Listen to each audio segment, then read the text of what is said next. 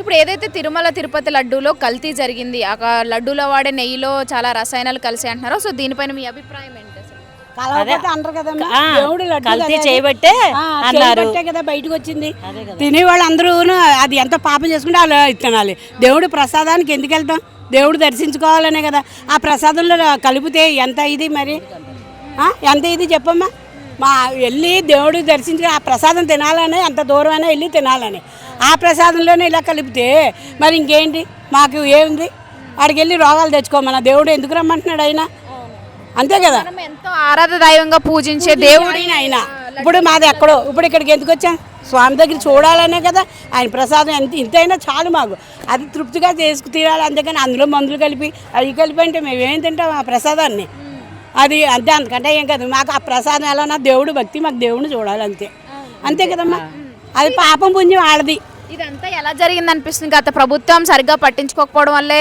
అది భగవంతుడు తెలియాలి, మాకు చెప్పడానికి. అది దేవుడు తెలియాలి. తెలియదు కదమ్మా, అది దేవుడు తెలియాలి. అంతే కదమ్మా, దేవుడు తెలియాలి. అది ఎవరు చేసింది? వాళ్ళు వీళ్ళు అంటున్నారు, వీళ్ళు వాళ్ళు అంటున్నారు కదా, అది మనకు తెలియాలి, దేవుడికే తెలియాలి. గతంలో ఎప్పుడైనా వెళ్ళడం జరిగిందో తిరుపతి? వెళ్ళాం కానీ అక్కడ ఎవరు కలిపారు అనేది మనకు తెలియదు. అక్కడ వాళ్ళు చూసుకునే వాళ్ళకే తెలియాలి. మనం వెళ్తామా? ప్రజలకు బయట ఉన్న వాళ్ళకి ఎలా తెలుస్తుంది? ప్రసాదం పెడతారు, తీసుకుంటాం. అక్కడ తయారు చేసేటప్పుడు ఎవరైతే ఉంటారో వాళ్ళకే తెలుస్తుంది.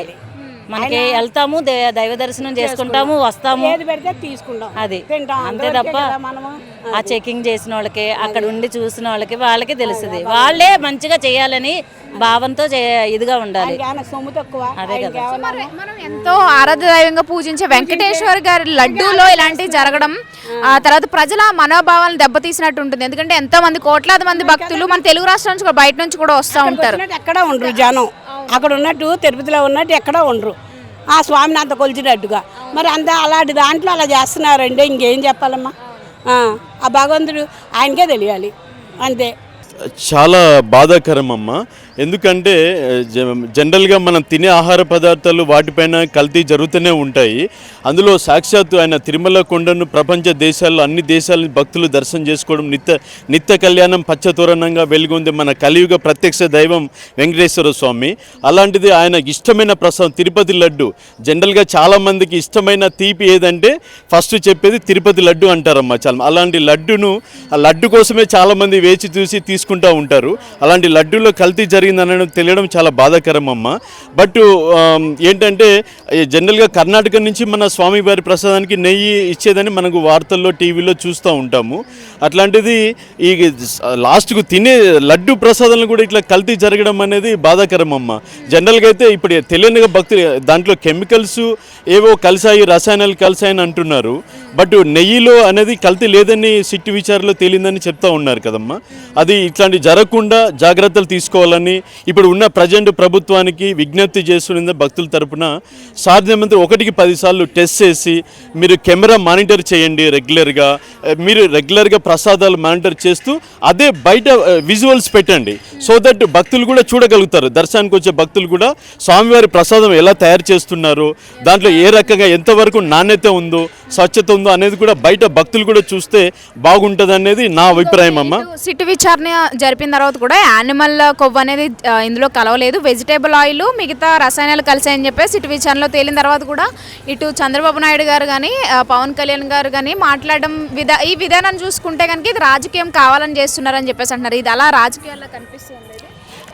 జనరల్గా అమ్మ రాజకీయ కోణంలోనే పక్కన పెడితే కనుక జనరల్గా ఏంటంటే ఇక్కడ భక్తులకు భగవంతునికి మధ్య సంబంధించిన విషయం అమ్మ. ఇది రాజకీయాలు పక్కన పెడదాం, ఏ సెన్సిటివ్ విషయం. యాక్చువల్గా ఏంటంటే రాజకీయాలు అనేది అది వేరమ్మా. జనరల్గా రాజకీయ ప్రత్యర్థి వైరం అనేది ఉంటూనే ఉంటుంది. ఈ ప్రభుత్వం మీద వాళ్ళు, ఆ ప్రభుత్వం మీద బురద జల్లడం అనేది కామన్ మనం చూస్తుంటాం. బట్ అవన్నీ పక్కన పెడితే కూడా ఒక భక్తునికి భగవంతునికి మధ్య అనుసంధానం అంటే వాళ్ళ వారధి ఏంటంటే తిరుపతి లడ్డు అమ్మ. సో భక్తుడు ఎప్పుడైతే ఆయన మనస్ఫూర్తిగా ఆ ప్రసాదాన్ని ఆస్వాదిస్తాడో స్వామివారి యొక్క అన్ని అనుగ్రహాలు ఆ ప్రసాద రూపంలో ఆయన కడుపులోకి చేరి ఆరోగ్యం అంటే తిరుపతి లడ్డూలో పచ్చకర్పూరం ఉంటుంది, దీంట్లో యాలకలు వేస్తారు, సో అన్ని నెయ్యి ఉంటుంది. ఇవన్నీ బలోపేతం అంటే మానవ ఆరోగ్యానికి సంబంధించేటివి అమ్మ. సో జనరల్గా రాజకీయాన్ని పక్కన పెడితే మంచి నాణ్యత ప్రసాద చూడాలని ప్రత్యక్షంగా భక్తులు కూడా చూసే అవకాశం అంటే విజువల్స్ రూపంలో కెమెరాలు పెట్టి బయట టీవీలు పెట్టి చూడాలని మా అభిప్రాయం అమ్మ. ఓం నమో వెంకటేశాయ. ఏ విధంగా అనిపిస్తుంది అంటే వేరే మతస్థులు ఉన్నారు కాబట్టి జరిగింది. ఇప్పుడు చంద్రబాబు నాయుడు అప్పుడు సీఎం ఉన్నప్పుడు జరగలేదు. ఇప్పుడు వాళ్ళు వేరే మతస్థులు ఒకప్పుడు ఈ 7 కొండలు వెంకటేశ్వరి కావు, మా 3 కొండలే అని అయితే వేరే అని చెప్పారు. చంద్రబాబు నాయుడు దగ్గరగా బాంబుతో నేను బతికించాడు వెంకటేశ్వరం. అటువంటి అప్పుడు అటు వేరే మతస్థులను ఇంట్లోకి రానియకూడదు. వచ్చినా అని కూడా అబ్జర్వ్ చేసేసి వాళ్ళని సైడ్ వేరే రూట్లోకి వెళ్ళి పంపించేస్తే ప్రయత్నం చేయాలి. దర్శనం చేసుకోవచ్చు, ఎవరు వద్దనం లేదు. అంతేగాని ఇక వేరే మతస్థులు ఉన్నా కాబట్టి ఇట్లా జరిగిందమ్మా. అంతే. జగన్ ప్రభుత్వంలో అక్కడ వేరే మతస్థుల్నే అక్కడ టీటీడీలో పెట్టడం వల్ల ఇదంతా వేరే మతస్థుడే కదమ్మా. గో భారతదేశంలో అంతా హిందువులే. మతం ఉండొచ్చు, వేరే మతం ఉండొచ్చు. వాళ్ళు మన ప్రసాదం తీసుకోరు, మన గుళ్ళకి రారు. అంతే కదా. వచ్చినప్పుడు ఏం చేస్తుండ్రు, ఎట్లకెళ్ళినా ఈ ధర్మాన్ని ఇది చేసేయాలా, మనం ముందు రావాలని ప్రయత్నం చేస్తున్నారు వాళ్ళు. విన్నావా? ఇప్పుడు ఇంకోటి ఏంటంటే మెయిన్ ప్రాబ్లం మన హిందువులు సంతానం పెరుగుతలేదు. ఇప్పుడు ఇంటికి ఒకరికి పుడుతున్నారు. అప్పుడు మనది ఏడ పెరుగుతుంది, వేరే మతస్థులు పెరుగుతారు. వేరే వాళ్ళు వచ్చి అడిగినప్పుడు గిట్లే పోతారు. కానీ భగవంతుడు ఏం చేస్తాడు, ఏం చేయడు. అందరూ తన బిడ్డలే అనుకొని కాళ్ళు ముట్టుకొని చూసుకుంటాడు. వచ్చినప్పుడు కాపాడుతుంటాడు. ఎవరికి ఏం నష్టం చేయాలో, ఎవరికి ఏం చేయాలో అది చేస్తాడు ఆయన.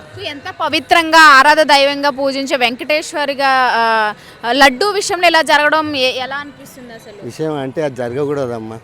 ఎవరైనా మేము ఇంటికి తెచ్చినాను కూడా ఆడికెళ్ళి పవిత్రంగానే పెట్టేసి పూజ చేసి అది చేసి ఇస్తాం. మన హిందువులం చేస్తాం అట్లా. అది పొరపాటు జరిగిపోయింది. అది ఏంటంటే భగవంతుడిది. ఇప్పుడు భగవంతుడు అయితే అందరు సమానంగా చూస్తాడు. ఏది మంచి ఏడు చెడు చూపెట్టాలని చూపెట్టేసాడు. మళ్ళీ వాళ్ళు రారిగా. అంతే. ఇంకే అంటే గత ప్రభుత్వం యొక్క పనితీరు సరిగ్గా లేక పట్టించుకోకపోవడం వల్లే అంత కల్తీ చూస్తున్నాం కదా. అంతే కల్తీ అందులోనే లడ్డులనే కాదమ్మా. స్వామివారికి బంగారు శాల్వాలు, బంగారంతో అదే వెండితో ఏమంటారు పట్టుతో కాదు, అందులో కూడా సిల్క్ చేసి చేసారు. దొరికినాయి కూడా అవి. అంతే కదమ్మా. ఇప్పుడు మన ఇంట్లో మనం ఉంటేనో ధర్మంగా కిరాయిలు వచ్చి వేరే వాళ్ళు వస్తే ఎట్లా చేస్తారమ్మా? మన ఇళ్ళని చూస్తారా? గట్లనే ఉంటుందమ్మా. తల్లి ఆ ఎంకన్నా చూస్తాడు, అంత ఆయన చూసుకుంటాడు. ఎవరికి ఏది కట్టాలో అది కట్టేసి అంతే. ఈ యొక్క లడ్డు వివాదానికి సంబంధించి అసలు దీన్ని ఏ విధంగా చూస్తున్నారు ప్రజల వైపు నుంచి? తప్పు పాత వైసీపీ వాళ్ళు చేసింది అయితే తప్పు అని క్లియర్గా కనబడుతున్నాయి. కల్తీ జరిగిందనే దానికి కూడా ఖచ్చితంగా ఆధారాలతో చూపెడతారు. ఇంకా తప్పు కప్పిపుచ్చుకోవడానికి అవసరం ఎందుకు? వాళ్ళు చెప్తున్నారు కానీ జరిగిందనే దానికి ఆధారాలన్నీ చూపెడుతున్నారు కదా. అదే నమ్ముతారు ఇప్పుడు ఎవరైనా. అది ఇదంతా ఈ కల్తీ అంతా కూడా గత ప్రభుత్వం హాయంలోనే జరిగింది అనిపిస్తుంది, ఇది లేకపోతే టీటీడీ వాళ్ళు సెపరేట్? లేదు, గత ప్రభుత్వంలో జరిగిందనే దానికి నిదర్శనం పక్క. అలాగే నమ్ముతున్నాం. ఎందుకంటే అప్పుడు వాళ్ళ ప్రభుత్వంలో చేసినారు కాబట్టి అట్లా. అంతే. సో అలాగే ఇప్పుడు మనం చూసుకుంటే టీటీడీ అంటే తిరుపతి టెంపుల్కి మన తెలుగు రాష్ట్రాల ప్రజలే కాకుండా చాలా రాష్ట్రాల నుంచి ప్రజలు వస్తుంటారు. ఎంతో నమ్మకంగా భావించి ఇలాంటి లడ్డూలో కల్తీ జరగడాన్ని అసలు ఏ విధంగా చూస్తున్నారంటే? తప్పండి, మా పొరపాటు అది, అన్యాయం అది. అది దానికి మాటలు ఇక వేరే లేవు. అంత నిష్ఠురం అది. వాళ్ళకి ఇంకా ఎన్నో అన్ని విధాల అన్ని రంగాలలో చేస్తున్నారు. ఇక ఇది కూడా అందులో కలిపేసింది.